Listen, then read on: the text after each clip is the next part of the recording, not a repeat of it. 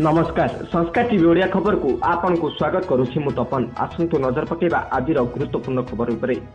नाबालिका विवाह अभियोग तदंत कले जिला शिशु सुरक्षा यूनिट। कलाहांडी जिला कलामुंडा ब्लॉक पोरकेला ठारे नाबालिका विवाह अभियोग को जिला शिशु सुरक्षा यूनिट पक्षरु चढ़ाऊ घटनार चर्चार विषय बालिछि।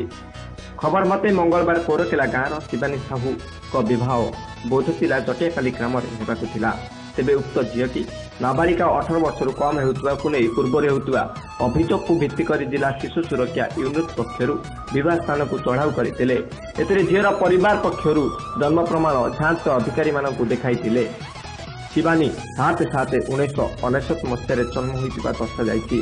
उपरुक्त जन्म प्रमाण पत्र अनुजाई वर्तमान झीर वर्ष 18 वर्ष 7 मास 13 दिन होता जमापड़ी।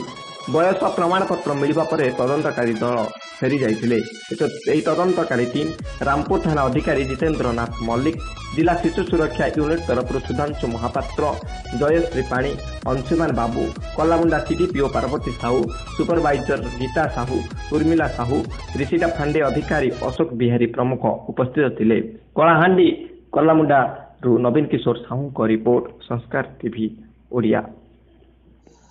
आमे इनक्वारी करछु आमे जहाँ जहाँ डॉक्यूमेंट्स मागिथिलु तांको देइछंती आमे ताकू नै कि एबे प्रोड्यूस करिवो कोर्ट रे जेतु कोर्ट रे विचारधीन अछि। कोर्ट रे गुटे भी फाइल है जेटा जहाँ ऑनरेबल कोर्ट को डायरेक्शन हो ता ऊपर पुणी कार्यानुष्ठान हो ता ऊपर अंगनवाड़ी वर्कर खबर देला 17 तारिख रे आस्तिले